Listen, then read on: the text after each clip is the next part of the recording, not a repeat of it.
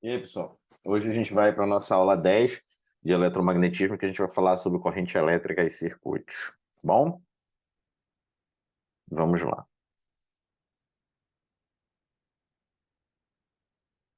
Hoje a gente vai falar sobre correntes elétricas, fens sobre campos magnéticos constantes e alguns circuitos com capacitor e indutor. Vamos lá. Então, o objetivo de hoje é saber o que é corrente elétrica, sua natureza,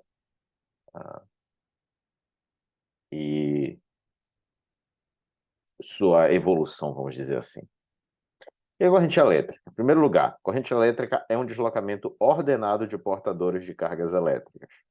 Para condutores sólidos, quem se desloca são os elétrons, pois os prótons e os nêutrons estão fortemente ligados. Já para condutores líquidos e gasosos, existem o transporte de íons positivos. Mas, como falei para vocês, não interessa, né? Por enquanto, não interessa, por enquanto, a gente saber quem se movimenta no real, no final das contas. Você sempre pode enxergar os elétrons se movendo num sentido e a carga positiva se movendo, isso equivalente à carga positiva se mantendo no outro. Por isso que quando a gente vai ensinar lá no ensino médio, a gente fala do sentido real e do sentido convencional. É a mesma coisa, tá? A corrente elétrica dos elétrons é os elétrons se movendo ao oposto do sentido real, mas a corrente de fase estabelecida efetivamente como no sentido convencional. Tá bom? Então você não precisa saber quem é que se movimenta, tá? Por que eu estou falando isso? Porque eu defendo uma abordagem que não traz a quantização da carga elétrica como princípio fundamental para você ensinar eletromagnetismo, tá? Professor, você está ensinando coisa errada. Não tô. Porque se não, se você estiver falando isso para mim, aí eu vou pagar na tua mente. Por quê? Porque o Maxwell pensava assim, porque Faraday pensava assim, porque Coulomb pensava assim, porque Franklin pensava assim, e todos esses caras fizeram eletromagnetismo de ponta. Por que que eu penso que, que a quantização da carga elétrica é um conceito para vir no final de um curso de eletromagnetismo? Porque ele pede isso no final do curso de eletromagnetismo, tá? Pede-se, principalmente quando vai se falar ali da história dos tubos de raios catódicos, que tem uma influência muito grande nesse sentido. E a quantização da carga elétrica, diga-se de passagem, só foi muito bem aceita já no século XX. Tá ok? Então, historicamente, não faz sentido algum você estar se preocupando com esse tipo de coisa. Até porque até o final do século XIX, ninguém sabia, né, quando eles começaram a estudar descargas elétricas, em tubos, por exemplo, tubos de raios catódicos, eles não sabiam dizer se só tinha um fluido elétrico ou dois fluidos elétricos. Eu estou dizendo para vocês que a carga é um fluido? Não, é isso que eu não estou falando. Então não confunda. Esses caras falavam de fluidos. Hoje a gente sabe que a carga já não é mais um fluido. Tá? A gente nem precisa dessa hipótese para trabalhar. Mas a carga é algo que varia continuamente, tá? E essa variação contínua, você sabe, pela física, pela mecânica quântica, que essa variação, na verdade, é uma variação contínua aparente, porque tudo, na verdade, é discreto. A matéria é composta por partículas menores, e entre essas partículas existe um espaço vazio entre elas, tá bom? E, na verdade, a maior parte da matéria é vazio, e aí todo mundo fica fascinado com aquela coisa de mas não sei o quê, porque você não está tocando no outro, porque dane-se, isso não importa nesse contexto, tá bom? Você pode entender a carga como distribuída continuamente. Então, nos condutores sólidos, a carga elétrica ela vai se mover, assim como nos condutores fluidos também, e você pode imaginar que tem uma parte positiva, uma parte negativa se movendo nos fluidos, o que é um fator complicador. Tá? Você não precisa falar de íons, não precisa falar dessas coisas. Agora, no final do curso de eletromagnetismo, quando eu for contar a história do eletromagnetismo, vocês vão entender por que que eu adoto essa abordagem, tá bom? Vamos lá. Relação entre corrente e campo, tá bom, gente? Muitas pessoas, é uma dúvida muito comum, isso é muito bem documentado nas pesquisas de eletromagnetismo, os alunos acharem que se tem corrente, terá, portanto, tensão. A relação é inversa. A tensão produz a corrente, um campo produz a corrente. Porque um campo elétrico, estabelecido em uma dada região do espaço, ele vai exercer uma força elétrica sobre toda a carga elétrica, da mesma maneira e essa força vai provocar a mesma aceleração nas cargas, e por isso que as cargas têm movimento ordenado. As cargas elétricas, né, se você quiser pensar, e aí entra a importância da mecânica estatística e entra a importância de você falar agora não mais da quantização da carga elétrica, mas enxergar essas cargas elétricas como um conjunto de objetos que está ali em velocidades variáveis, tá bom? Mas cuja velocidade média deles é zero. Tá? Ou melhor, a média da velocidade deles é zero. Não é que a velocidade deles média seja zero. A média da velocidade deles é zero.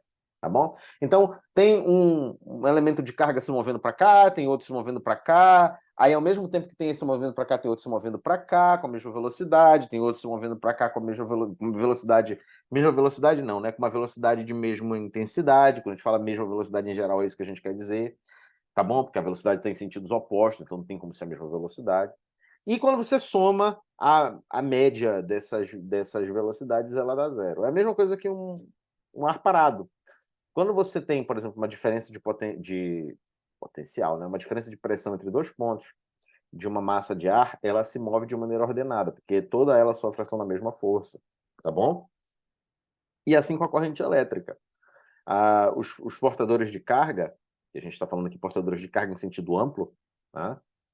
Os objetos que possuem carga elétrica, tá? E toda matéria possui carga elétrica, e toda matéria se distribui continuamente, tá? Na nossa hipótese, no nosso modelo explicativo, que é clássico e não quântico.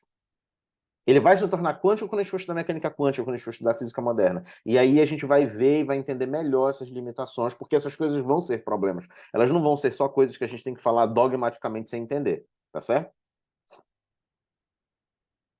Eles sofrem a ação de um campo elétrico, tá?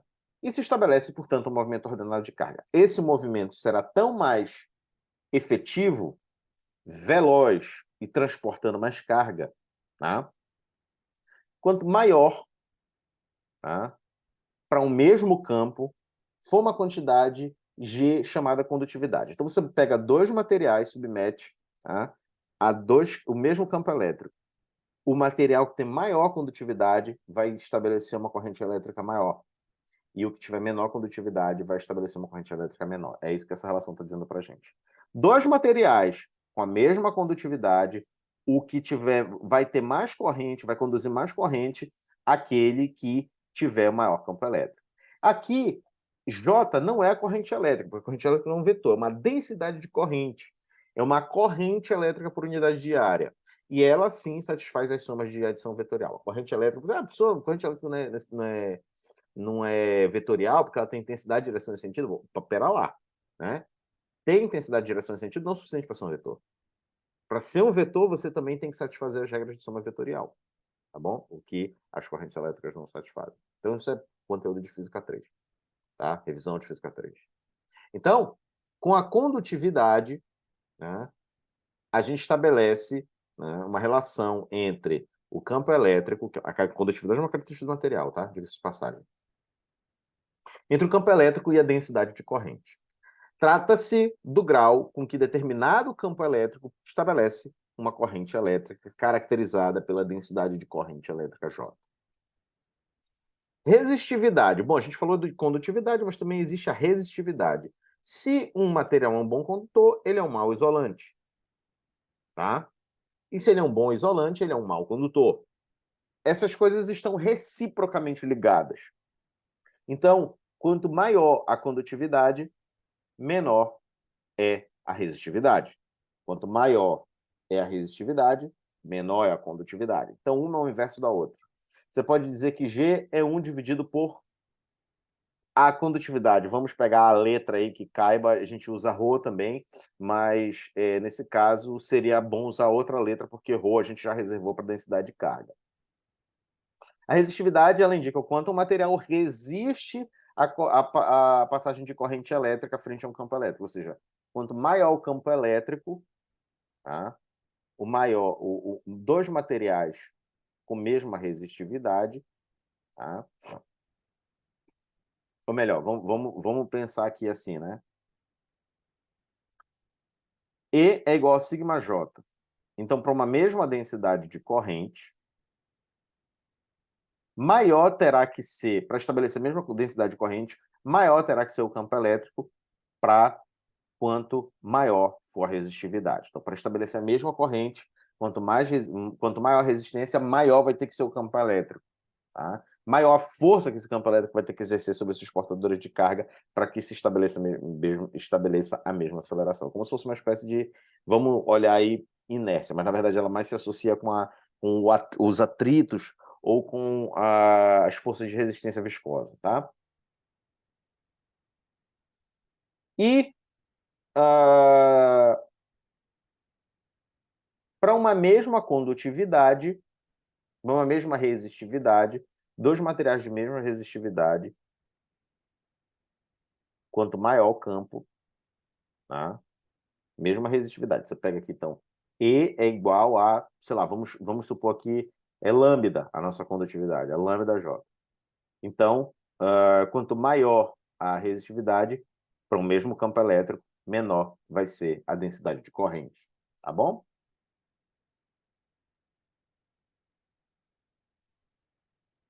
Então, exemplos de bons condutores: prata, ouro, cobre, alumínio, carbono, mas o carbono não é tão bom condutor quanto os outros. Tá? Exemplos de bons isolantes: ar, enxofre, vidro e madeira. A água do mar é um condutor fraco, e a água potável não é nem bom condutor e nem bom isolante.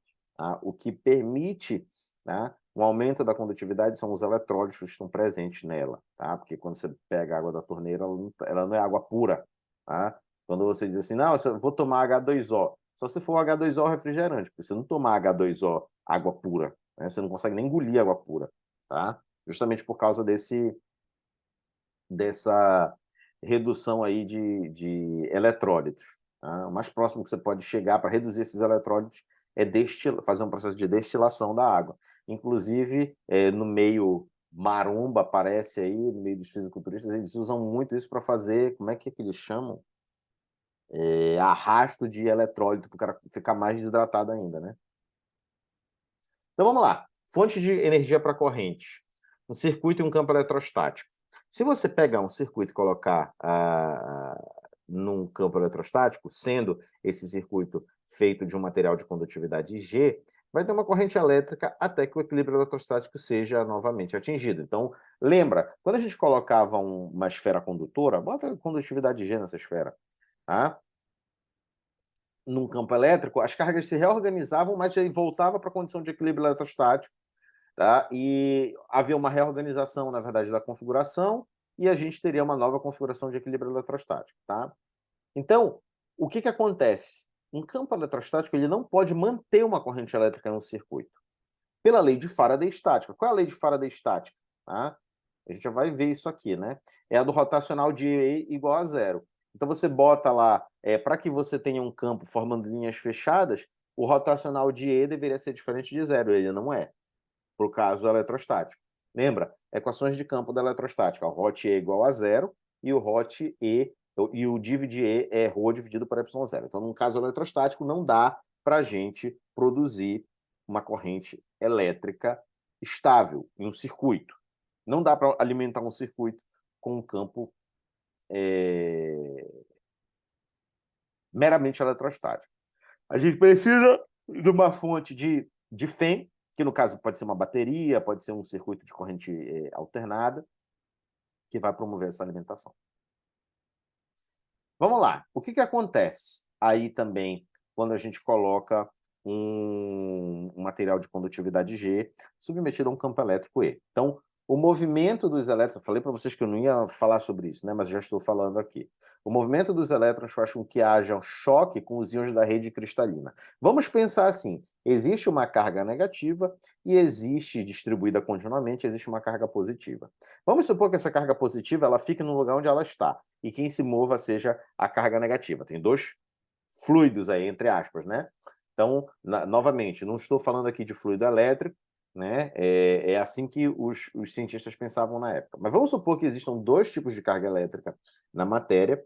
A positiva ela fica fixa, aí você pode se perguntar por quê. Aí essa explicação ela vem lá da física nuclear, tá bom? Essa explicação vem lá da física nuclear. que a gente estuda lá na física moderna e na mecânica quântica. Então, por exemplo, essa indagação de por que a carga positiva fica parada e a carga negativa se move, tá? Basta você lembrar, né? A massa do próton é 1000 vezes a massa do elétron. Então, submetidos ao mesmo campo elétrico, a aceleração do elétron é 1000 vezes maior. Tá bom? Então, o movimento da carga negativa faz com que haja choque com esses íons da rede cristalina, tá? Que são os positivos. Isso aumenta a energia do sistema. Então, você realiza um trabalho sobre esse elétron, realizando uma ação numa força elétrica, desse campo elétrico, e esse trabalho, tá? E um novo trabalho é realizado, tá? Só que esse trabalho ele é transformado em energia interna, segundo a lei da termodinâmica, tá? E essa energia interna aumenta no sistema. Por quê? Por causa dessas colisões. Então, os elétrons eles colidem com a rede cristalina, ou seja, a carga negativa colide com a carga positiva lá pelo meio, e ocorre, tá? Um aumento de energia interna do circuito, ou seja, a energia que do sistema campo-carga, que ela realizada na forma de trabalho, ela é transformada para uma energia inútil, digamos assim, uma energia que está na forma de energia interna. Tá bom? Então, isso se trata do efeito Joule, ou efeito Joule. Tá? Para manter a corrente elétrica no circuito, é preciso um suprimento energético que compense as perdas por efeito Joule e mantenha a energia cinética dos elétrons. E é por isso que as coisas, quando estão sob a ação de uma corrente elétrica, elas esquentam, tá bom? Justamente por causa do efeito Joule. É uma transformação de energia elétrica em energia interna. Não é calor, professor? Não. Calor é uma diferença de energia é um processo de transferência de energia que ocorre por diferença de temperatura, tá bom? Ou com mudança de estado sólido. Não é o caso aqui em nenhuma das ideias. O que tem de calor aí nesse processo? Quando o material esquenta acima da temperatura ambiente, ele começa a realizar trocas de energia térmica por diferença de temperatura com o meio ambiente, que é um reservatório térmico. Aí sim, você pode falar de calor, mas essa troca ela não é calor, ela é energia interna, tá bom? É diferente. Formas de produzir força eletromotriz induzida, tá? Ou força eletromotriz. Algumas maneiras de estabelecer uma FEM. Uma delas é por meio de baterias que utilizam energia que provém de reações químicas. O campo produzido por uma bateria não é, no seu interior, um campo eletrostático, tá? Ele se dá por conta de um gradiente de mobilidade de carga. Essa explicação tem lá no livro do Moisés Nussensweig, tá? Quando ele vai falar sobre a corrente elétrica, ok? Naturalmente ocorre uma separação de cargas que produz um campo eletrostático, mas esse campo eletrostático não se fecha no circuito. Dentro da bateria existe um campo não eletrostático que é responsável por manter essa tensão constante entre os terminais da bateria, tá bom? Então, outra é a que utiliza a energia presente em um campo magnético, o que corresponde à lei de Faraday, tá? Então, se você tem um campo magnético variável no tempo, você produz um campo com rotacional não nulo, é um campo com linhas circulares, tá bom? Lei de Faraday. Em uma região na qual existe campo magnético variável no tempo, há um campo elétrico rotacional. Se se coloca um circuito aí, então haverá corrente, beleza? Então, aí sim, tá? Se você tem um campo magnético variável numa região e ele varia ao longo do tempo, você coloca um circuito lá, vai ter corrente elétrica. É isso que acontece naquelas experiências do LED com um ímã em movimento que existem em laboratórios de física. Força eletromotriz. Por mais que o nome seja força eletromotriz, a gente não pode dizer que a força eletromotriz é uma força, tá? Esse nome ocorre devido a razões históricas. Então, gente, como eu falei para vocês, esqueci.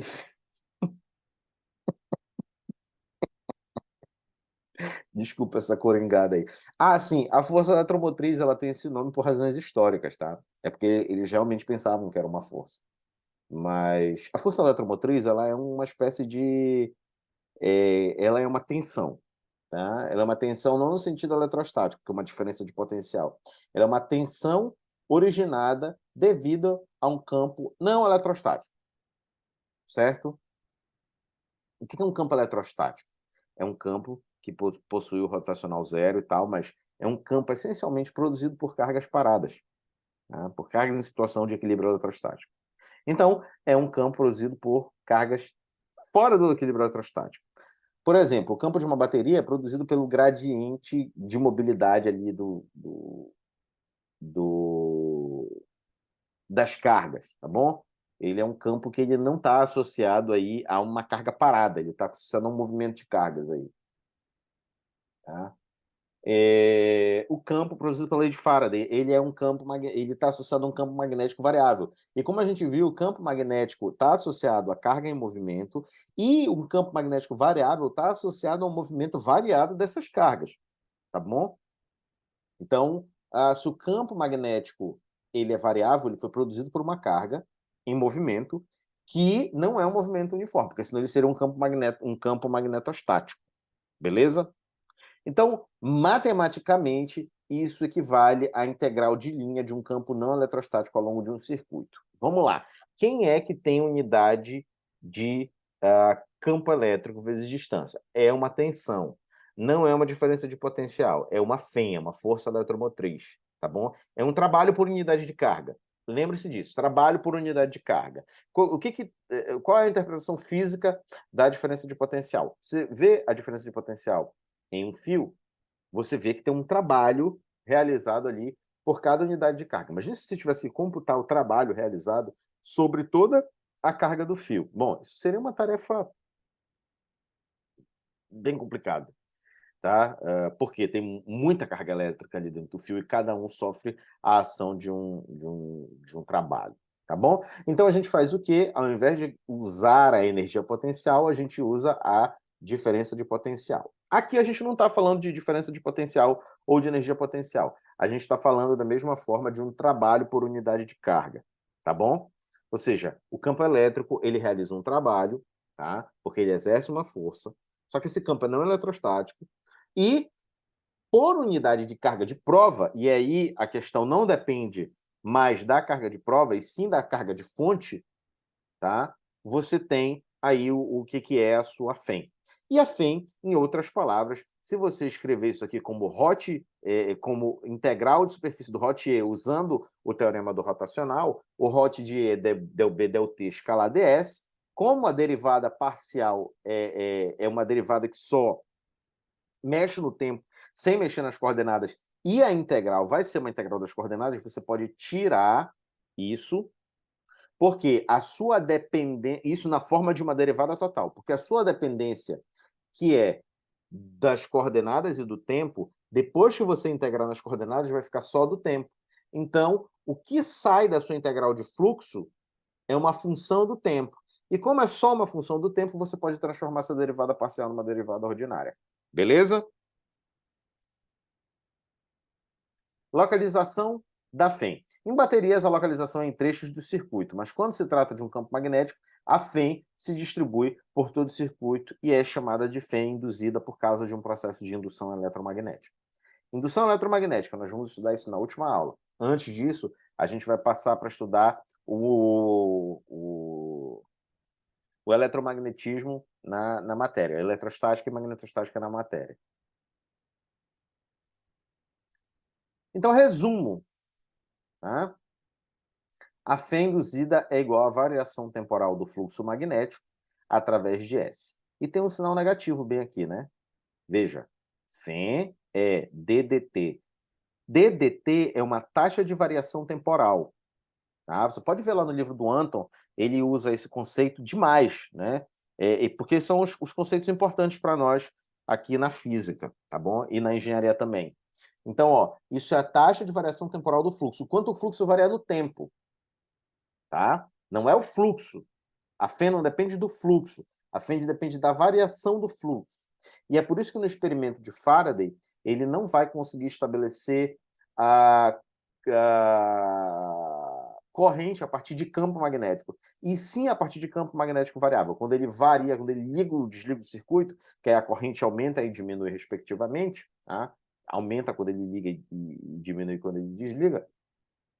Aí uma corrente variável produz um campo magnético variável, e esse campo magnético variável, portanto, produz uma FEM no outro circuito.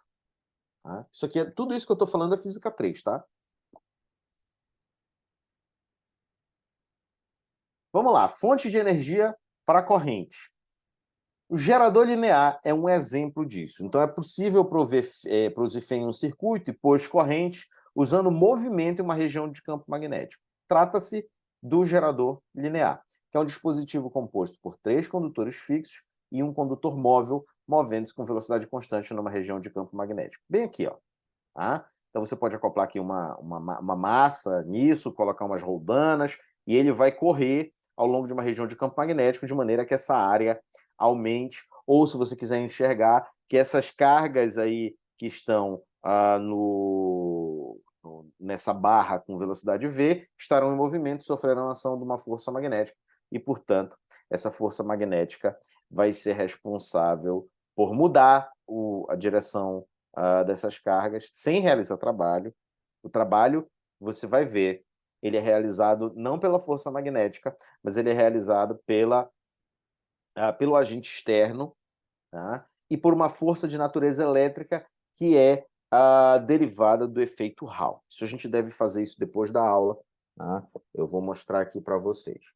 Mas é importante você lembrar que a força de Lorentz, da força magnética, ela é Q, V vetorial B. Então, V vetorial B, que é um vetor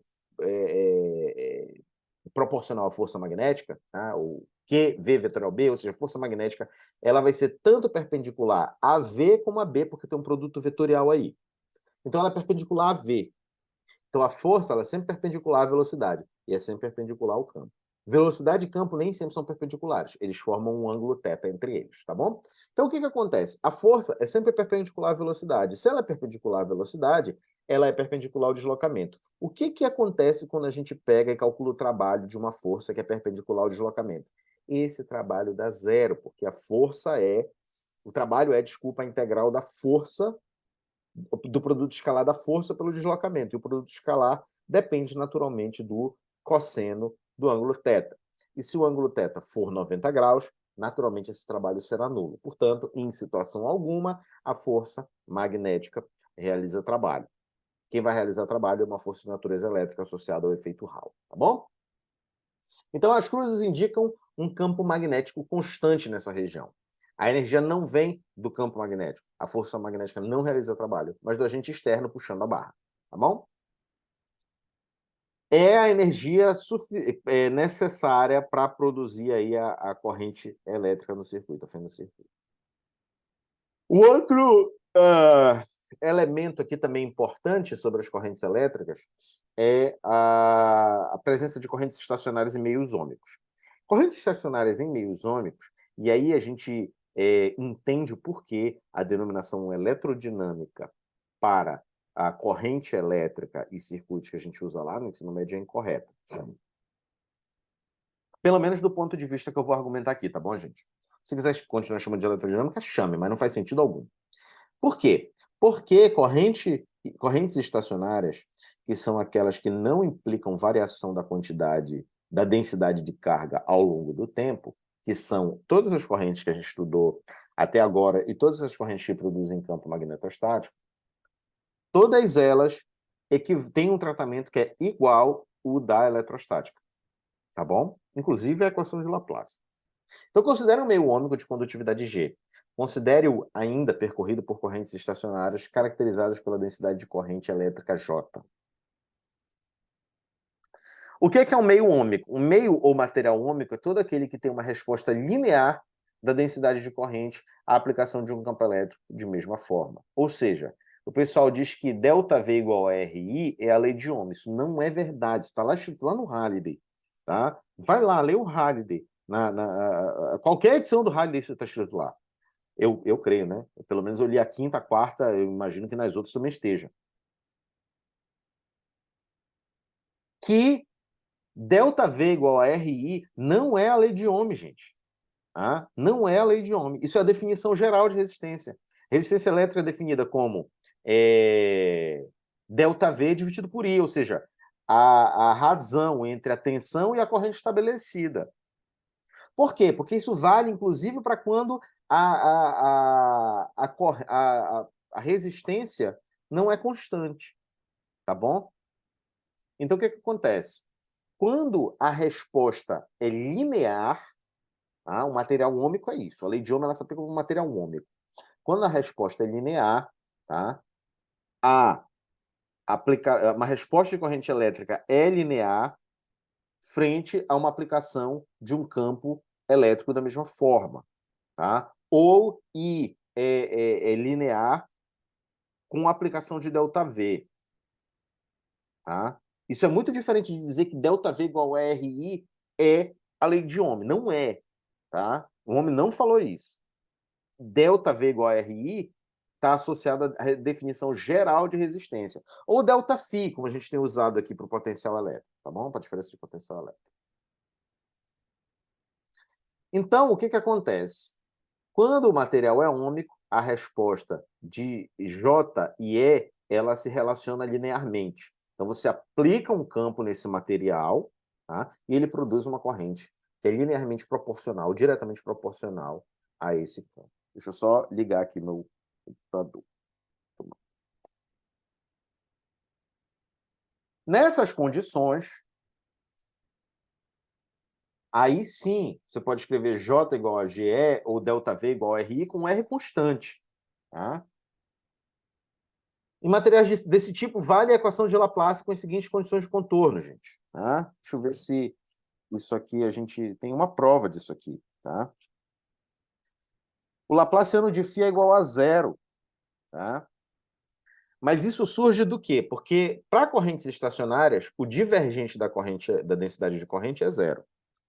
Como para um material ômico o G é uma função linear, a condutividade é uma função linear, ele é G vezes o div de E. E o div de E sendo zero, a gente tem aí para correntes estacionárias, tá? Se não tem φ, o rotacional de E é zero, a gente pode derivar isso no gradiente, a gente chega na equação de Laplace.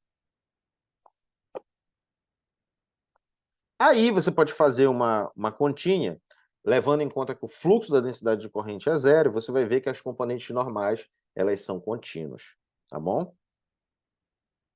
E você pode ver também que os campos elétricos, por causa da equação da circulação, a lei de Faraday estática, eles também vão ser contínuos. Então, você pode escrever isso aqui como G E1N e G E2N, ou seja, a condutividade, se você tiver entre dois meios aí, o estabelecimento de um campo elétrico e tudo mais, estudar a corrente entre esses dois meios,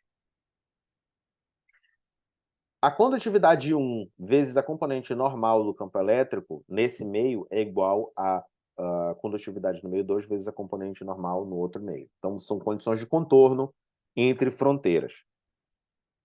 Tá bom? Então, se você tiver em meios ômicos, se tiver dois materiais ômicos, um na vizinhança do outro, se você quiser estudar esse problema, tá?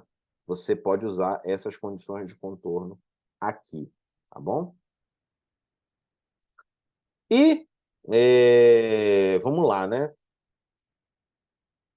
A última coisa que a gente vai falar aqui sobre correntes elétricas são sobre os resistores. Existem vários elementos de circuito. A gente já trouxe aqui o capacitor, já trouxe o indutor, já falou das fontes também, que podem ser as baterias ou as fontes de tensão alternada. E agora falta falar do resistor. É engraçado porque, em geral, o resistor ele não fica para último. Quem fica para o último é um indutor, né, na sequência. Mas o Barcelos ele resolveu colocar o resistor para o último, e como eu já falei para vocês, eu sigo essa sequência do Barcelos porque fica mais fácil de estudar. Tá? Não que eu concorde com ela, tá? Mas fica mais fácil de você estudar em casa, sozinho, e indo lendo na continuidade das coisas do que ficar indo e voltando, né, na ordem que eu acho que deveria ser. Então, a resistência, tá, gente? Uma consequência disso, ó, é que você pode escrever a FEM como integral de circulação de EdR, tá? E escalar dr. E você pode usar a... Tá faltando alguma coisa aqui nessa... Deixa eu dar uma olhada aqui. Tá faltando... Não, tá não. Tá?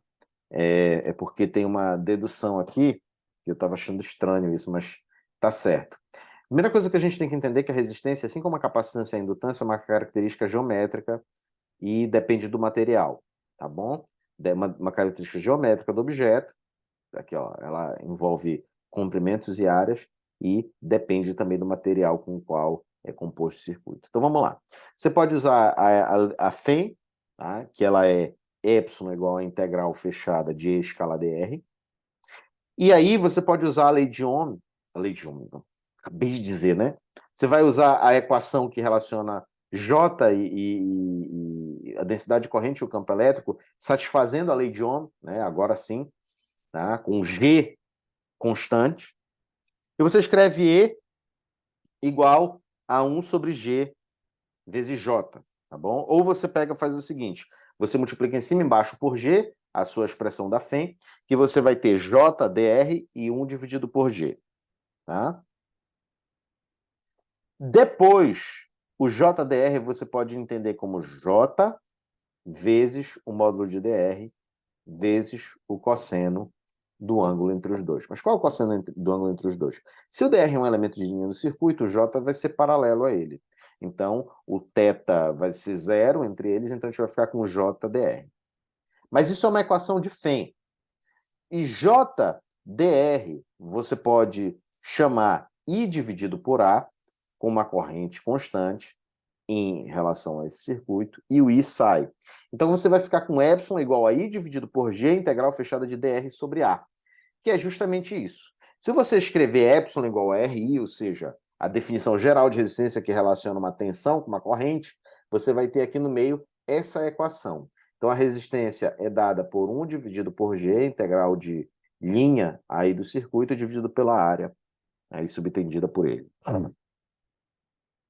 No caso de um fio reto de seção constante, ao longo do dr, os A's vão ser sempre os meios, né? Então a área subtendida aí por esse circuito, né, que é a área de seção transversal dele, tá? Ela vai ser constante, você pode tirar para cá, e isso aqui vai dar o comprimento do seu fio reto, tá bom? Que vai ser L. Então você vai ter 1 dividido por G, que é a condutividade, que você pode chamar da letra que você quiser, lambda, ρ. Eu sugiro que você chame de outra, tá?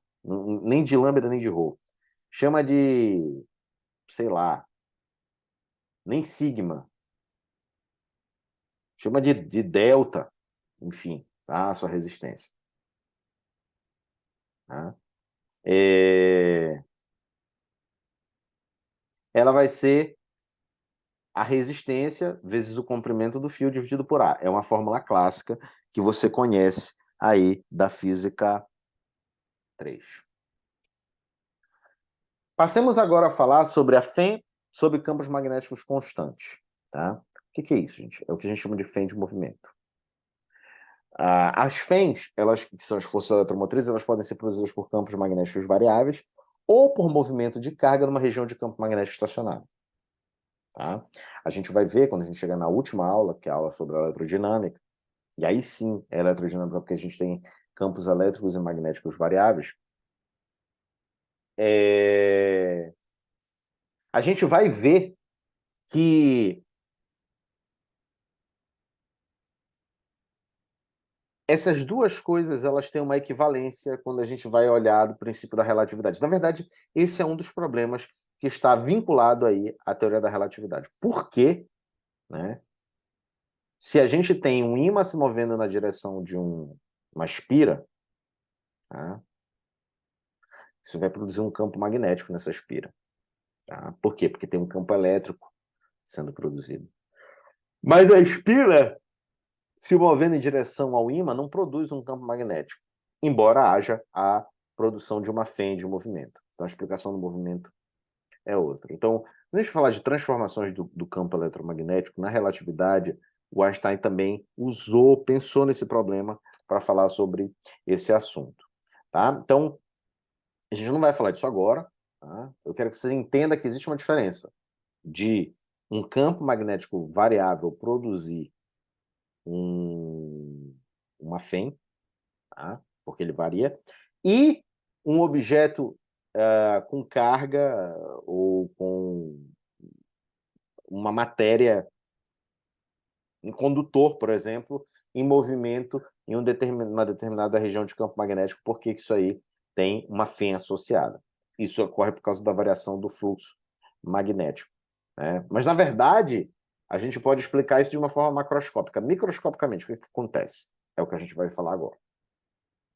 Então, o gerador linear é um caso interessante de FEM de movimento. A FEM, produzida pelo movimento relativo de um objeto condutor em uma região de campo magnético estacionário, tá?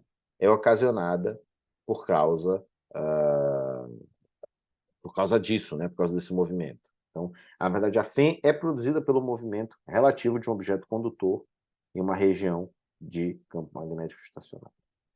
A FEM produzida pelo movimento de objeto condutor em uma região de campo magnético é dada por isso aqui. Tá? O Nussensweig explica isso aqui muito bem, está faltando um ponto aqui, ó. Tá? Produto escalar aqui. O Nussensweig explica muito bem isso aqui, tá? Lá na Física 3. Isso aqui ele vai dizer também que é um campo, uma força magnética equivalente, mas isso não é uma força magnética, tá? Mas ela tem uma cara de força magnética por unidade de carga, isso aqui não tem? Tem. Mas o que acontece para isso ocorrer? Nesse caso, antes da gente passar para uma explicação mais direta, os limites de integração, eles são os pontos de contato da haste. Então, haveria uma FEM entre os extremos, mesmo se a haste não estivesse nos trilhos, certo? Que força é essa? Menos E, V vetorial B. Não pode ser a força magnética a realizar trabalho. O Gini Mosca, eu não coloquei essa referência aqui, era para eu ter colocado. Deixa eu dar uma olhada nas referências aqui.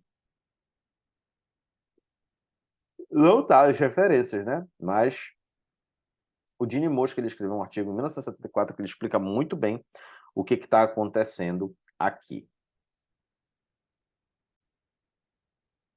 O que acontece, gente?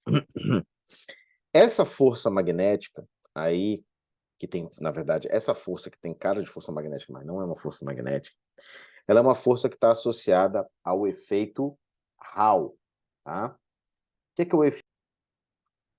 O que é um efeito Hall? O efeito Hall, ele acontece quando a gente tem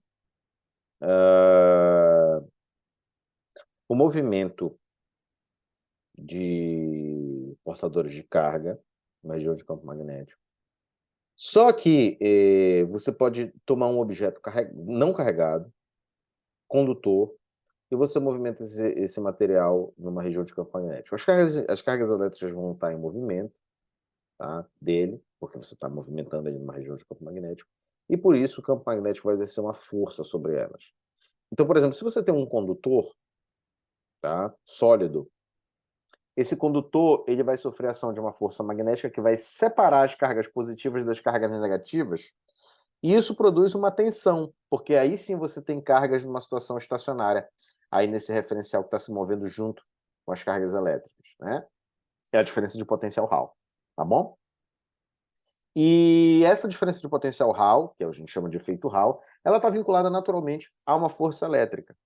Portanto, essa força V vetorial B é uma força associada a um campo elétrico equivalente, tá? Que satisfaz a lei de Hall. Tá bom, gente? Então, eu vou fazer a prova depois para vocês, uma prova formal, uma prova não formal. Mas, por enquanto, eu quero que você lembre que aqui a gente está falando sobre isso. Não é a força magnética que realiza esse trabalho. Então, é possível mostrar que a FEM de movimento se ancora na noção de fluxo, tal como se apresenta de costume na lei de Faraday. Tá? Vamos lá, passar e finalizar aqui essa parte expositiva da aula com os circuitos. Circuito LC é um circuito formado por um capacitor com carga Q0 ligado a um indutor ideal de indutância L. Como é que é o comportamento desse sistema? O capacitor descarrega quando o circuito é fechado, o que gera uma corrente elétrica I. Como a resistência foi ignorada, não há efeito Joule. Então, a energia é armazenada intermitentemente, ora no indutor, ora no capacitor. Então, ele fica variando aí a energia armazenada, entre aspas, né? Bem entre aspas. A equação da carga elétrica é uma carga que varia senoidalmente, tá? Nesse circuito. Então, é um circuito que a gente chama de circuito oscilante. Interpretação. Em um quarto de período, o capacitor se descarrega completamente. Tá? Então, é seno de ômega t mais π sobre 2. Então, isso aqui vai ser seno, ômega t, cosseno, π sobre 2, mais cosseno ômega t, seno de π sobre 2. Ou seja, o cosseno. Então, cosseno em π sobre 2, tá? Que é um quarto do período, ele se descarrega, ou seja, carga zero. Aí, em meio período, o capacitor se carrega totalmente, só que com polarização contrária. Por quê? Porque a carga ela começa aqui positiva, zero, e depois fica negativa com valor que é zero. Então, isso significa que o quê? Que o capacitor ele tem uma determinada carga numa determinada polarização, essa carga se anula, existe uma corrente passando no indutor por causa disso, tá? Porque as cargas ficam iguais a zero nas duas placas, tá? E isso acontece do indutor ter uma corrente passando por ele, portanto, essa energia está no campo magnético do indutor. E esse indutor ele vai fazer o efeito aí de permitir com que essa polarização do capacitor inverta. Então, na placa de cima que estava positivamente carregada, ela vai ficar negativa, e na de baixo estava negativamente carregada, vai ficar positiva, tá bom? Então, tem uma analogia aí com o sistema massa-mola. Então, enquanto o indutor ele se relaciona aí com a velocidade, né?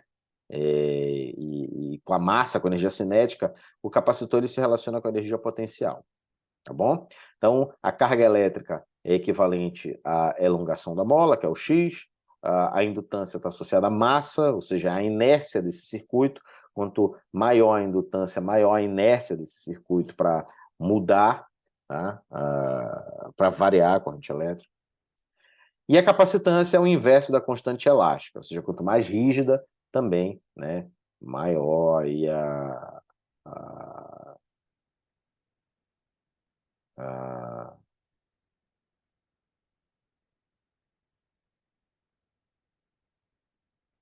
mais é influenciada a frequência do movimento. Então, sistemas idealizados, é sempre atrito viscoso, no caso do eletromagnético, sempre a resistência.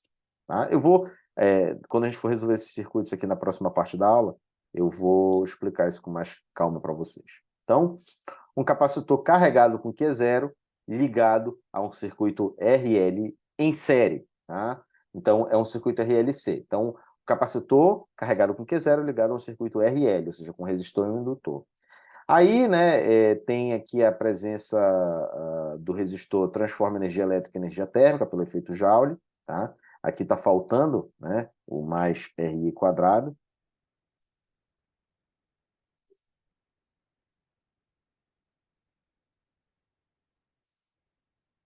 Tá bom? Tá? Então, esse termo é responsável aí pela transformação da energia elétrica em energia térmica, tá? Inclusive, aqui, na verdade, a gente vai ver que a taxa de variação é negativa, né? Faltando aqui. Menos RI quadrado. No caso do sistema RLC, né, nós temos aí o caso alimentado por fonte, né, a gente coloca mais uma fonte que varia senoidalmente, mas poderia ser qualquer fonte, né? Poderia ser uma delta de Dirac, poderia ser qualquer função que você quisesse. Aí a fonte externa, ela causa o suprimento de energia ao circuito, tá? Fonte de externa não, fonte externa, tá? De energia ao circuito, tá? Que é εI, tá? E tem uma perda aqui por efeito Joule. E o resto do circuito tem um comportamento conservativo. Então, nesse caso, o circuito RLC, a tensão e a corrente ficam fora de fase, elas são provocadas pelo indutor e pelo capacitor, tá bom? A amplitude depende da impedância, A impedância é dada por essa expressão para Z, tá? E a impedância mínima para a frequência da fonte igual à frequência de forçamento, e o circuito se torna puramente resistivo. Tá? Cancelam-se as impedâncias do indutor e do capacitor. Para altas frequências de forçamento, o indutor é mais relevante, para baixas frequências de forçamento, o capacitor é mais relevante. Vamos passar aqui para as deduções. Tá?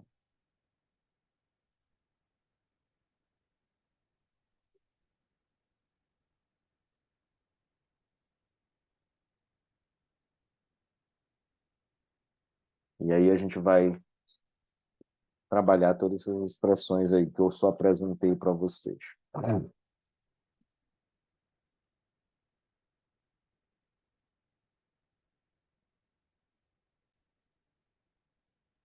Primeira dedução, né?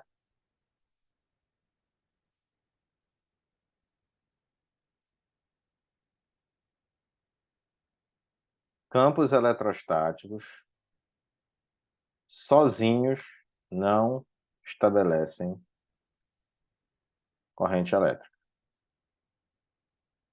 Bom, um campo eletrostático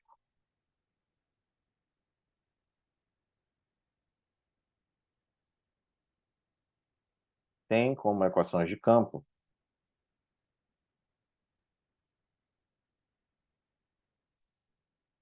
div de E igual a ρ dividido por epsilon zero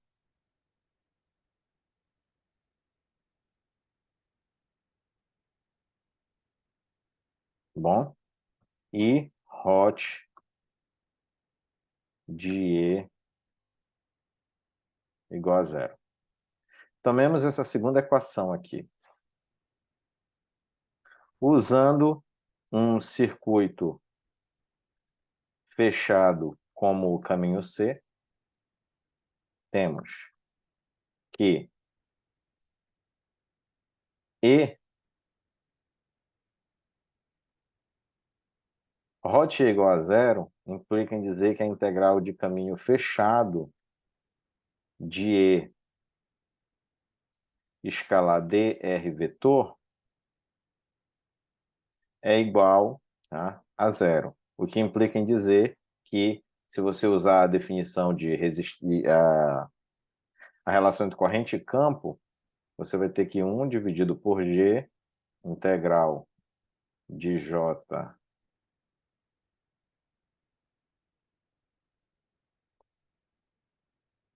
d R é igual a zero. Logo, né, como J e DR são paralelos para todos os pontos do circuito, não existe a possibilidade deles serem perpendiculares, então ou J ou DR é zero. Então, o J é zero. Tá? Então, como os elementos de linha do circuito e a corrente são paralelos, ou o módulo da corrente é nulo, ou os elementos de linha são nulos. Como consequência, um campo elétrico conservativo ou eletrostático, no caso, tá? Não consegue estabelecer corrente de forma permanente. Tá? Segunda dedução aqui, localização da Fê, né? Então, vamos lá. Epsilon, que é a Fê, veja que esse epsilon é diferente, né? É integral de E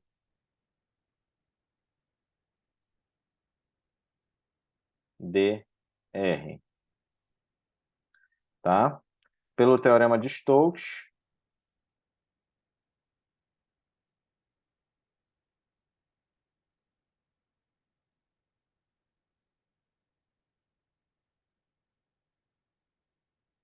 isso aqui vai ser o rotacional de E. escalar ds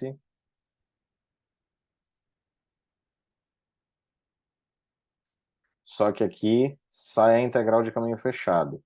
Agora, essa integral é sobre a superfície que engloba... a superfície que engloba, não, a superfície que subentende essa curva. Hot é um vetor, né? ds é um vetor, usando a lei de Faraday, que apresentamos na primeira aula.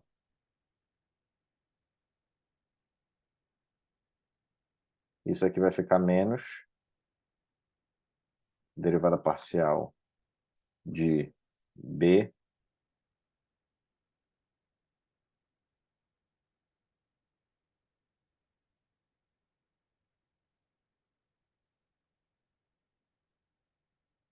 derivada parcial de T, escalar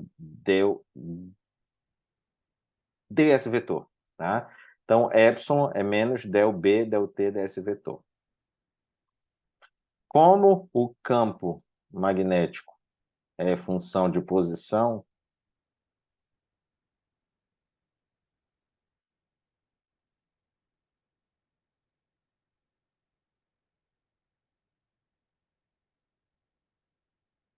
tá?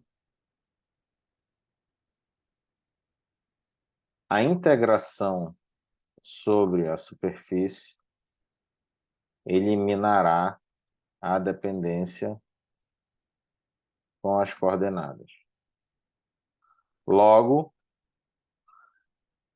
a derivada parcial com respeito ao tempo será a derivada de uma função do tempo somente, o que nos permite escrevê-la fora do sinal de integração, como uma derivada total ou ordinária, tá? Então, isso aqui, ó, a gente pode escrever como dt de B escala ds. E B escala ds é o fluxo magnético através de uma superfície aberta, tá bom? Por isso que isso aqui não é zero, tá bom? Isso aqui vai ser o fluxo magnético. Então, epsilon é igual a menos...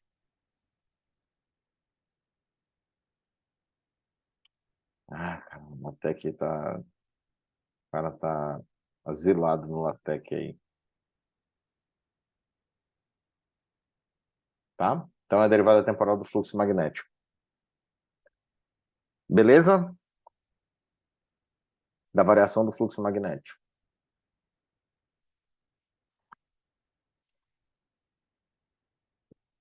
Terceira, condições de contorno para meios ômicos. Então, ó, div de J vetor é igual a zero para correntes estacionárias, pois essa é a equação da continuidade para o caso em que não há variação da densidade de carga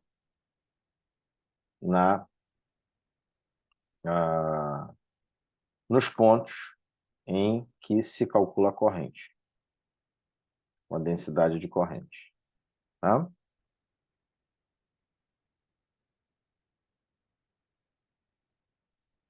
Pela relação válida para meios ômicos, então, vou jogar aqui, J é G vezes Z.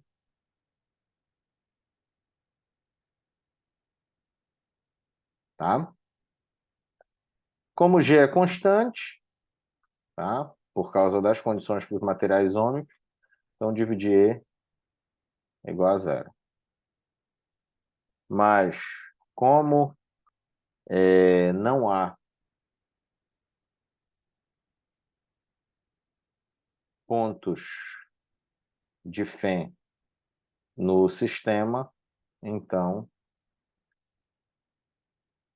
hot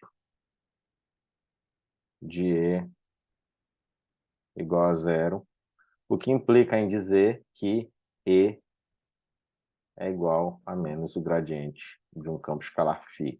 Nesse caso, é o próprio potencial escalar, tá? Ou é o potencial que está ligado à energia potencial, tá? Portanto, esse problema satisfaz a equação de Laplace.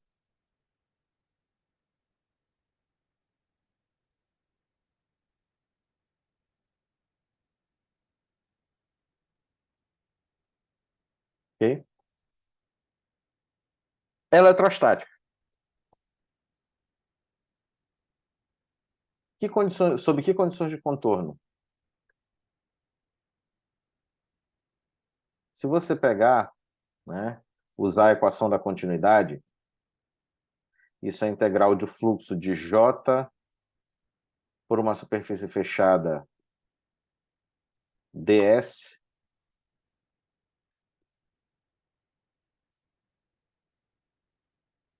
igual a zero. Você pode escrever isso como um fluxo através de uma caixa de pílulas que pega a tampa de cima no meio 1, a tampa de cima, a tampa de baixo no meio 2, tá? Agora que eu sei desenhar, né? Bora lá.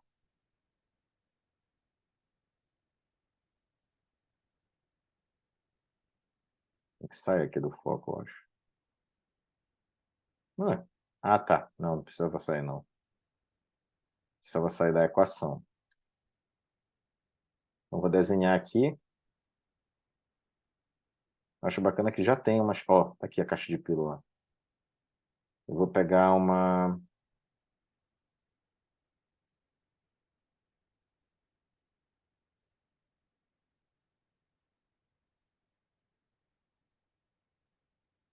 eu vou pegar uma linha mesmo.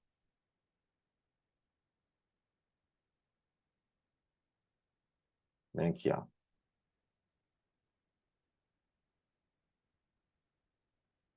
Vamos fazer isso aqui, ó.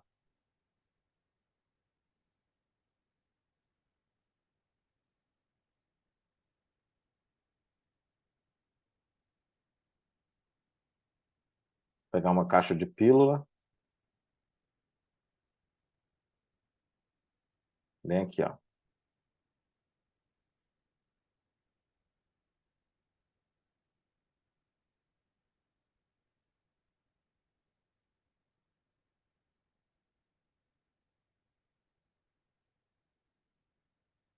Pronto.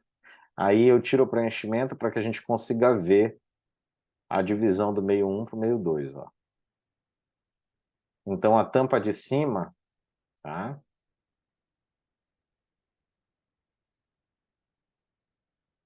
Ela tem um vetor normal ds orientado para cima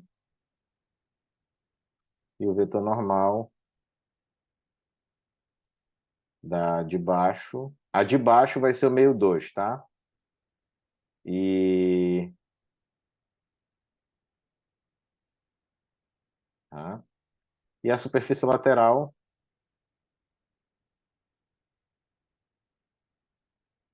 só para você ver aqui, ó.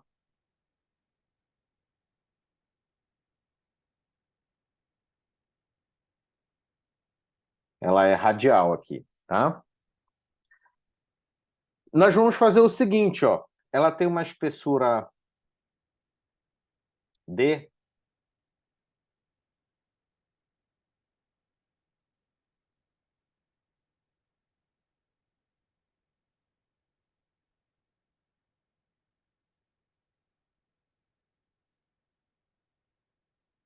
E a caixa de texto aqui?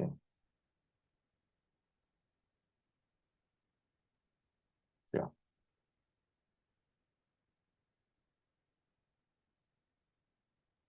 Então tem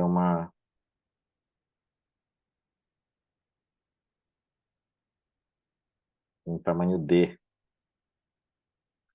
tá? Mas esse dele ele é muito pequenino, tá bom, gente? Ele é muito pequenino. Então, é, a gente vai fazer com que com que o limite de D, né? O limite dessa coisa é com D tendendo a zero. Então, o que significa o D tendendo a zero? A gente vai chapar esse cilindro e colar no meio, a tampa de cima no meio 1 e a tampa de baixo no meio 2, de maneira que ele seja tão pequeno quanto a gente queira. Tá?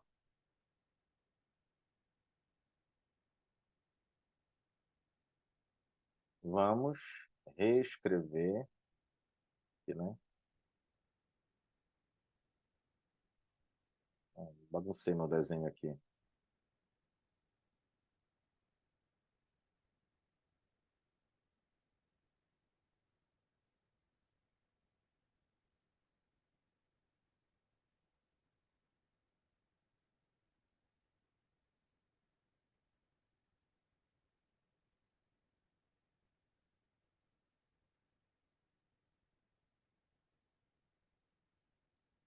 eu agrupar aqui. Então, agora tem nossa figura aqui. Tá? Então, vamos lá, né? Vamos reescrever o fluxo em 3 superfícies. Então, isso aqui, ó, a gente vai escrever int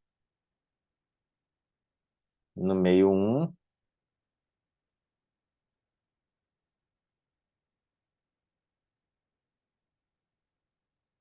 cara, que ódio às vezes que me dá do Word, olha. Tá. J1 DS1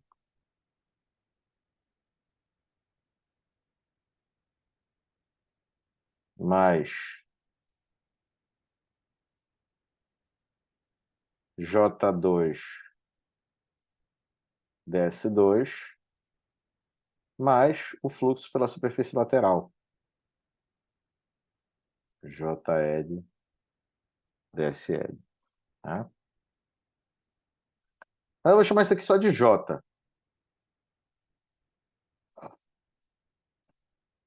Tá? Vamos lá.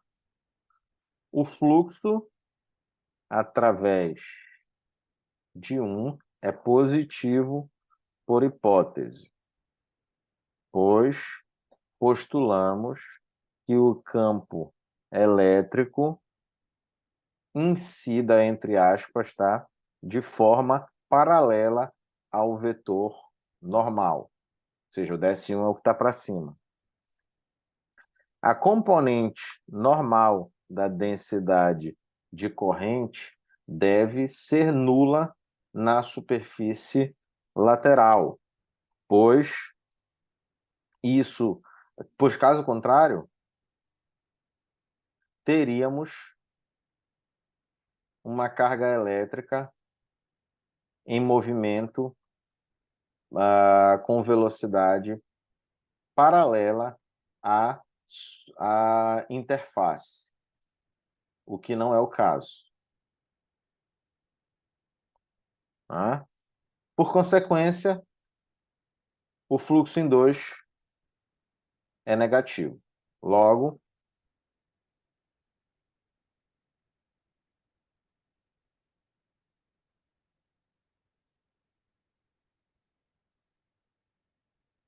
então vou chamar os dois de DS, porque eles só diferem, tá? Essas tampas só diferem pela sua orientação. Eu já troquei o sinal aqui, né? Esse JDL é 0, e isso aqui vai ficar assim, ó. J1 menos J2, tá? Que nada mais pode ser escrito como o produto é o produto escalar, o produto escalar sempre filtra aquela componente em questão e o vetor é normal à superfície, então essa componente da corrente é a componente normal à superfície. Então, isso nos mostra que J1N é igual a J2N. Ou, se você quiser usar a relação, G1E1N é igual a G2E2N. Tá? A outra nós já provamos, tá? Nós já provamos no contexto aí da eletrostática, tá? Mas você pode dividir a superfície agora em 4 caminhos. Os caminhos paralelos, tá? Eles vão se cancelar. Desculpa, eles vão ter sinais opostos.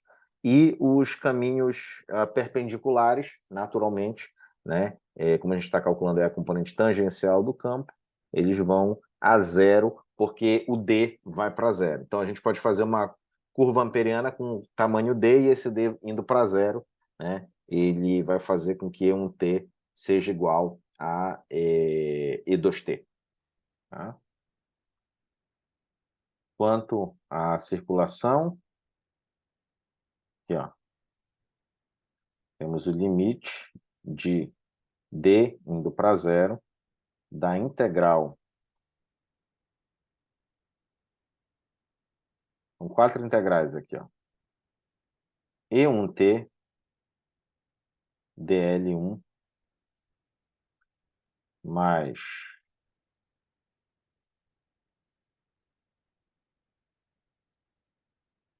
ET do dl, sendo que dl eu vou botar aqui perp, tá? O dl perp é um que passa ao longo aí da linha formada por D, tá? Mas, na verdade aqui, vou botar já com sinal E2, que é o caminho antiparalelo a E1, vezes dl2,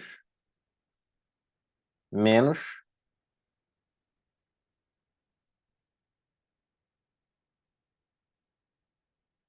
ET',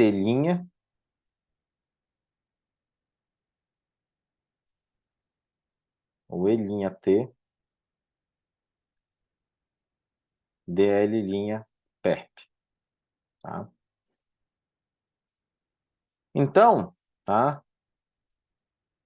Como os circuitos, os elementos, não vou chamar de elemento, né? Como as partes do circuito da curva amperiana, né? Do circuito formado pela curva amperiana tem comprimento aproximadamente constante, desculpa, tem comprimento no D, no qual o campo elétrico é aproximadamente constante. Então, no limite em que D tende a zero, temos que... Nesse caso, gente, tá? Tudo isso é igual a zero, e E1T é menos E2T porque eles estão em sentidos opostos, tá?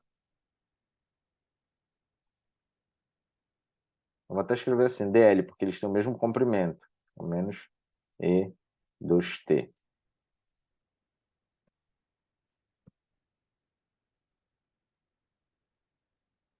É igual a zero. Então, significa que E1T é igual a E2T, ou seja, as componentes tangenciais dos campos elétricos na interface são iguais, tá?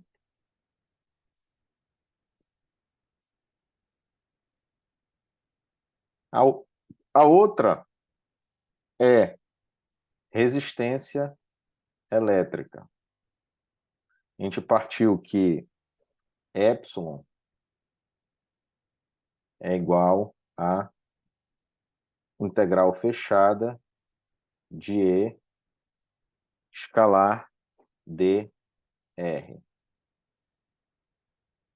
Tá? Usando a relação entre corrente de corrente elétrica e campo elétrico,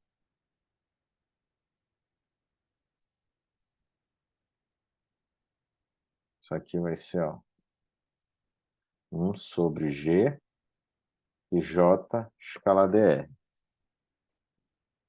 Tá? Como a densidade de corrente elétrica e os elementos de linha dr, vetor, são paralelos, então a gente pode escrever a nossa integral como epsilon igual a 1 sobre G, J vezes dr. Mas como J é igual a I dividido por A, tá? Então,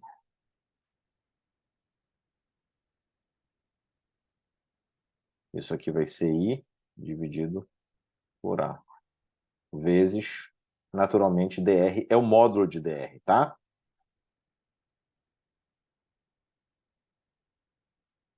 Então, a gente vai ficar com epsilon sobre I, que é igual a resistência, é igual a isso aqui, ó, 1 sobre G integral de dr sobre A. No caso do fio reto, a seção transversal é constante, logo, independe do elemento de linha. Isso não aconteceria num resistor, por exemplo, que tem a forma de um tronco de cone. O problema do Halliday é isso, né? Sobre... Então, aqui ficaria o comprimento dele dividido por A.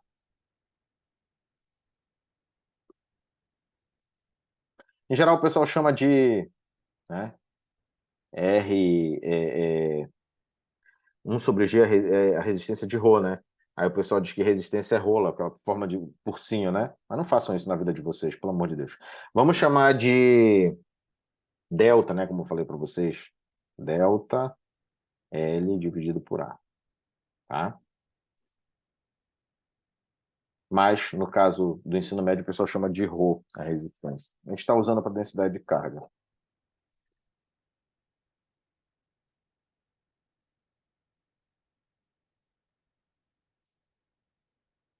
Vamos lá. Eu vou pegar agora uma foto aqui do Barcelos. Uma foto não, uma figura. Bom, vamos lá. Achei a figura aqui. Essa figura está lá no Barcelos, eu trouxe aqui para facilitar a nossa compreensão. Ela ficou enorme, né?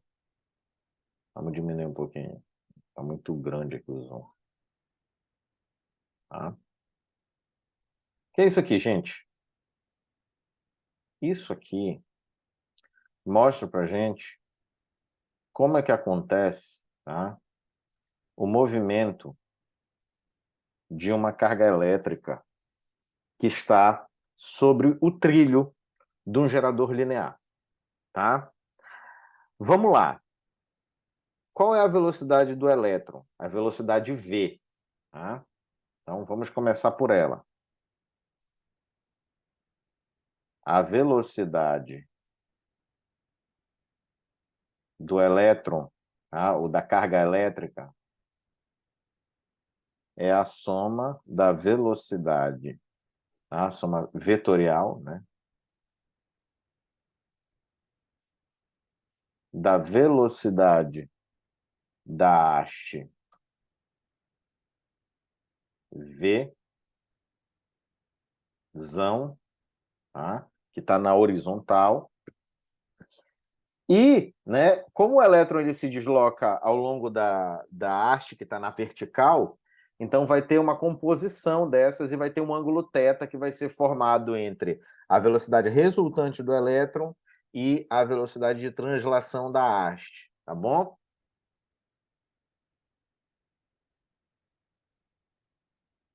tá? Com, ai, caramba, com a velocidade do elétron, tá? Da carga elétrica, né?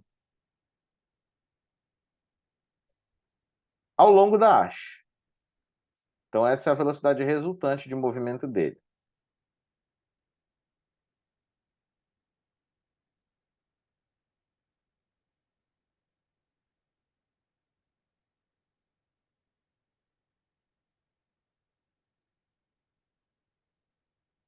Tá bom? Então, essa trajetória que o elétron segue é daqui de cima, é numa diagonal, tá bom? Formando um ângulo θ com a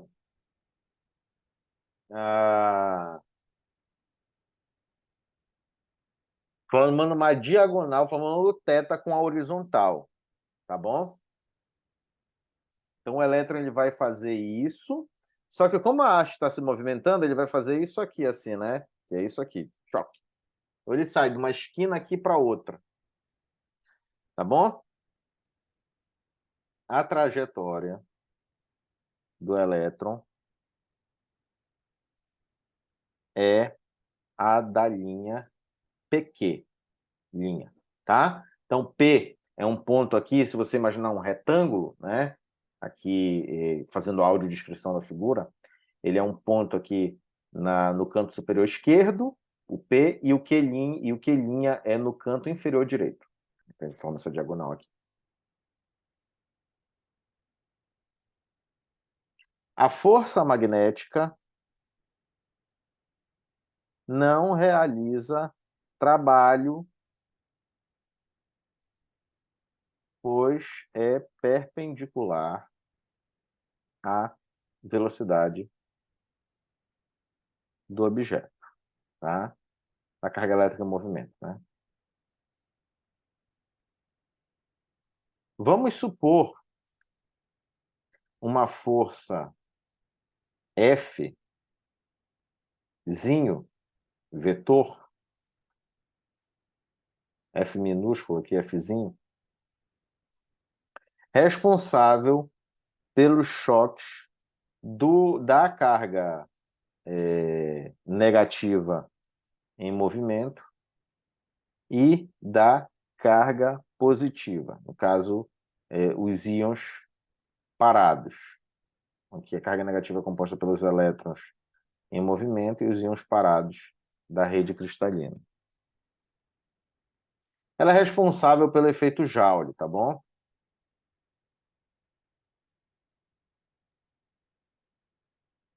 Tá? A força FH, que a gente vai postular aqui, que está na figura do lado direito, tá? É a força referente ao campo elétrico do efeito Hall, tá? Ela será dada por FH.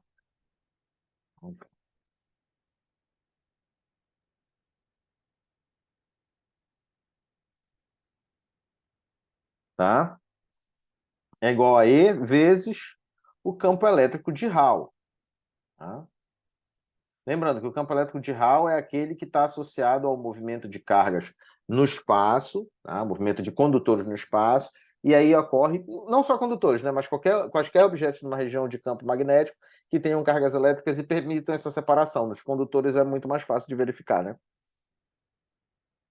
Tá?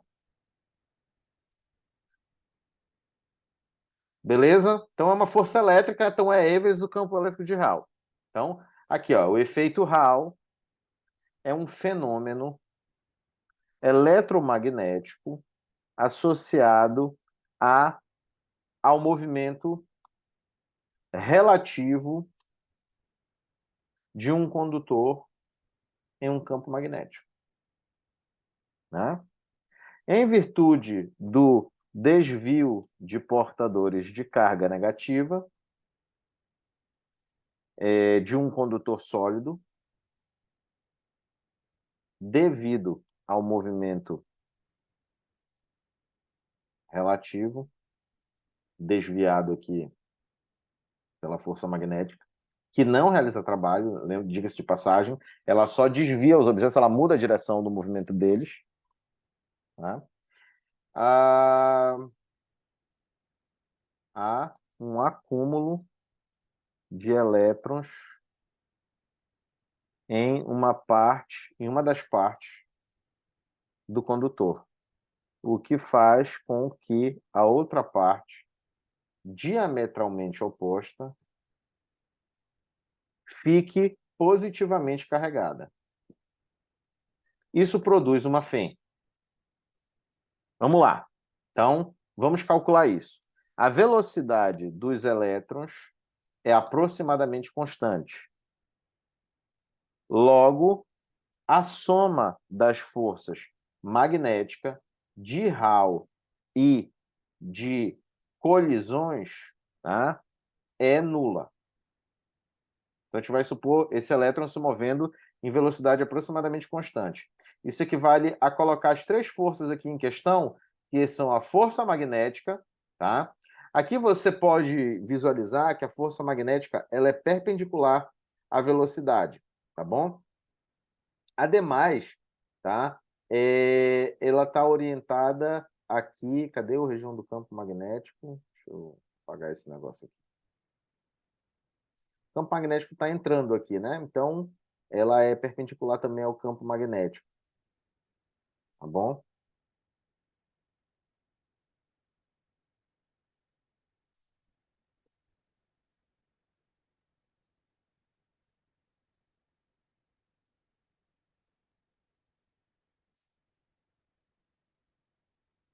Então, Fm mais F mais FH é igual a zero. Ou seja, estou somando as forças de colisão, a força magnética e a força de Hall. Por quê? Porque esse elétron está se movendo em velocidade constante. Então, a soma das forças sobre ele tem que ser zero. Então, podemos decompor a força magnética em componentes segundo a figura apresentada. Então, ó,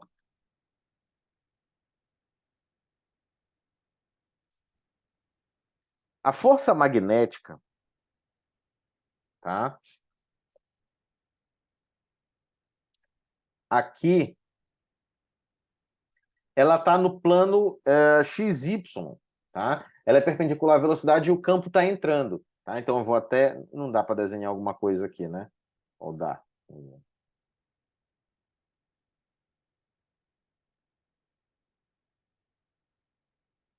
eu ver se tem alguma coisa aqui para... Pronto, vamos desenhar o campo aqui, ó. O rabinho da flecha, né? É o xizinho. Ó, a gente pode até girar um pouquinho aqui, ó. Pronto, ó. O rabinho da flecha entrando aí. Tá? Então o campo está entrando. Isso aqui é uma figura, uma projeção no plano XY dessa barra aqui, tá? Então, ó, V, a velocidade V, a velocidade... Desculpa, a velocidade Vzinho, a força magnética aqui perpendicular à velocidade e perpendicular ao campo.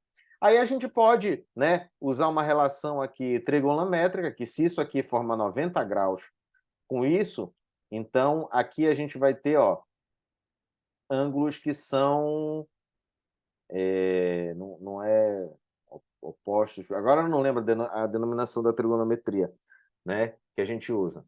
Mas o que que acontece, ó? Aqui nós temos um ângulo alfa, um ângulo 90 menos θ, e aqui, né, o θ também. Então, como a força de Hall ela está aqui na horizontal, ela forma aqui um ângulo, ó, 90 menos θ. Então, para formar os 90 graus aqui com a velocidade, 90 menos θ com a velocidade, com a velocidade ela vai formar um ângulo θ aqui para completar os 90 graus, correto? Então, aqui tem um ângulo de 90 menos θ. O que dá para fazer com isso? Aqui você pode escrever a força magnética como menos Fm seno θ aqui na direção I, menos cosseno θ na direção J. Vamos decompor isso aqui.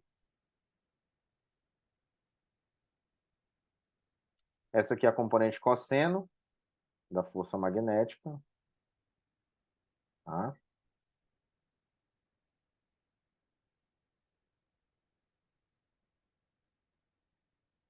Eu queria algo mais espesso aqui.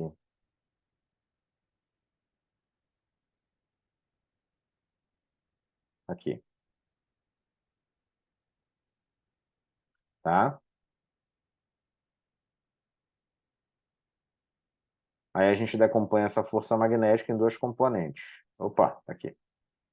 Vou passar para esse outro lado aqui, tá? Eu vou me passar para esse outro lado. E aí a gente vai... Não muito aqui.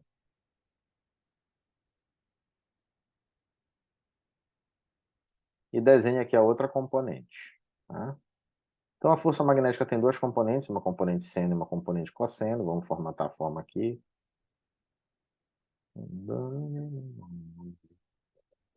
Aqui, beleza? Então, ó, essa é a componente seno e essa é a componente cosseno. Como o nosso sentido positivo, eu arbitrei implicitamente para a direita e para cima, e o nosso sistema é destrógeno, então, né, a força magnética é escrita como?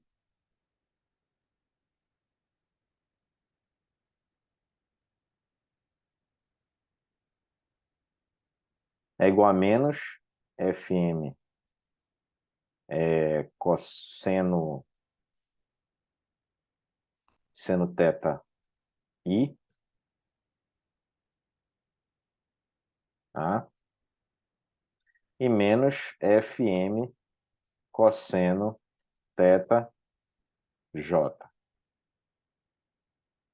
Tá? Então, a força magnética aqui, ela vai ser projetada sobre a vertical, tá? Ela está formando um ângulo θ com respeito ao semi-eixo negativo do Y, tá? Então, ela está orientada aqui no terceiro quadrante, e aí a gente vai projetá-la para cá, vai ser a componente cosseno. A que sobra é a componente seno, tá bom? Que acompanha o seno, porque aí já é a projeção sobre o cateto oposto, tá bom? A, a força de Hall é horizontal,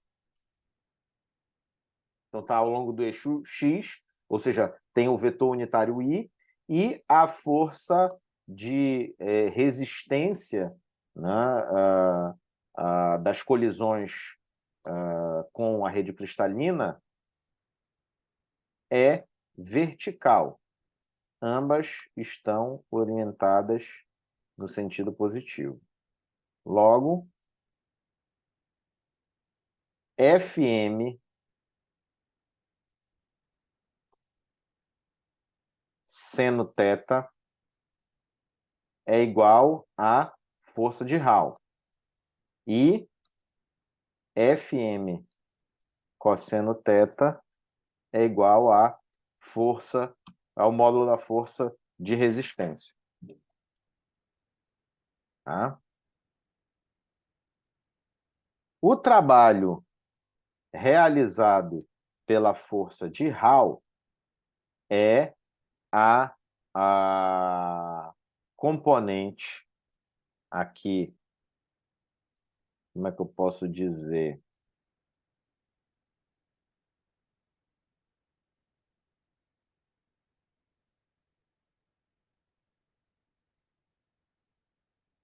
É o produto da força de Hall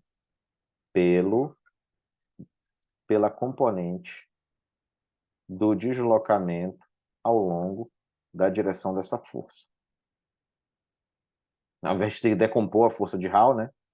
Então, também isso é uma outra interpretação do trabalho. W é igual a FH, tá? Vezes o deslocamento ao longo de PQ', né? Mas, como a força não está ao longo de PQ', a gente decompõe isso aqui, a componente do deslocamento ao longo da direção da força, tá? Como a força de Hall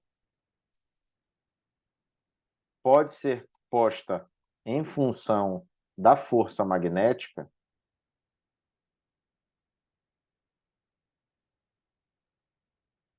a gente pode escrever FH igual a FFM seno θ, vezes Pq'.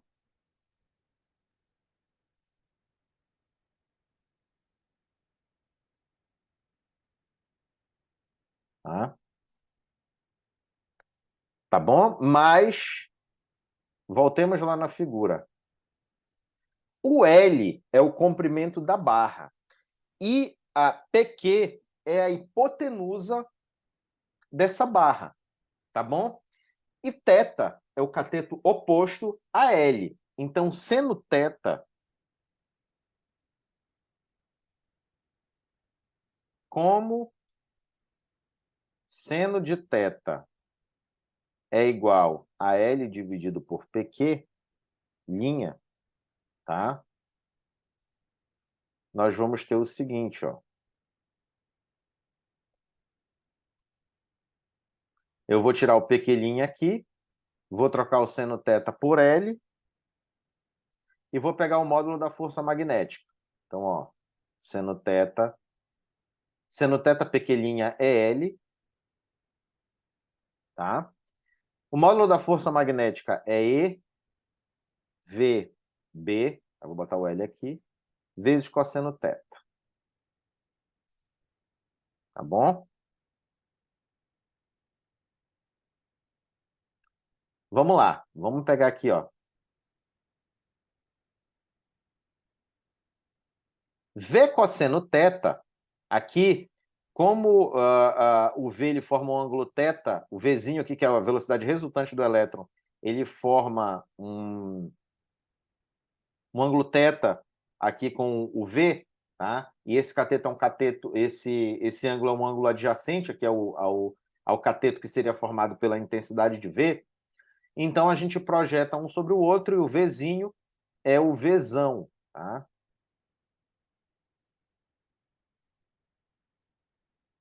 Beleza?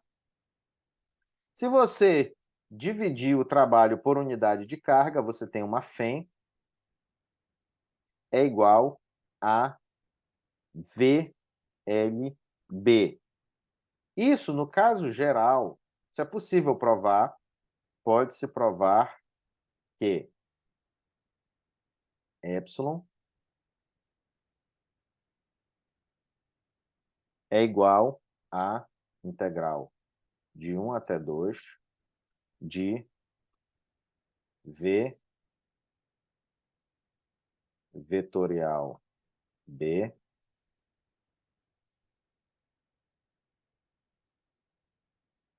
d VEC R. Bora conferir? Então, V vetorial B, como o campo está entrando no eixo Z, tá bom? Como ele está entrando no eixo Z aqui, no plano, ele está aqui no plano XY, tá? A velocidade, né, de translação da barra está no plano XY, o campo está no eixo Z, então, naturalmente, o ângulo formado por eles é 90 graus.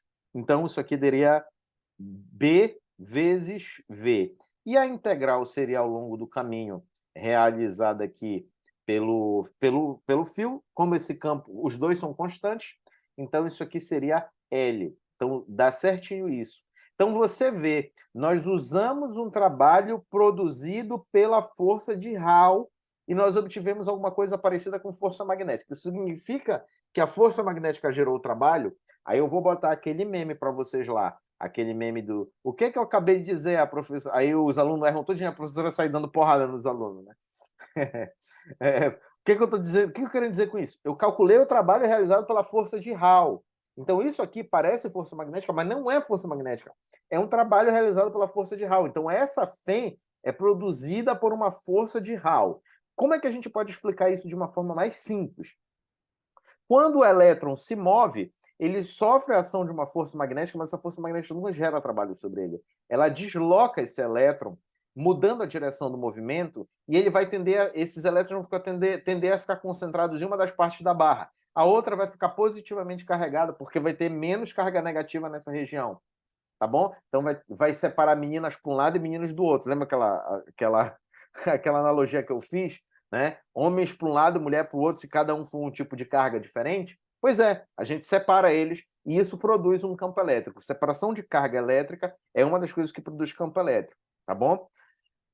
Era isso, gente. A gente acaba de provar aqui que a FEM ela está associada ao efeito Hall, que é um campo elétrico. O campo elétrico gera trabalho. Desculpa, força elétrica gera trabalho. E força elétrica é produzida por um campo elétrico. Força magnética não gera trabalho, tá? Não realiza trabalho. A força magnética é exercida por um campo magnético. Depois a gente vai ver que as coisas não são tão simples assim. Quer dizer, um campo elétrico pode produzir um campo magnético se ele for variável. E um campo magnético pode produzir um campo elétrico. Tá bom? Então, quando a gente fala aí de força eletromagnética, a gente não está falando necessariamente somente de coisas separadas, porque na abordagem dinâmica, essas coisas são fortemente interligadas. Como exercício, eu ia resolver os circuitos, mas já são 7 horas da noite, a aula vai ficar muito longa, eu vou deixar os circuitos como exercício, a próxima tarefa, que é a tarefa 10, tá bom, gente? Forte abraço a todos.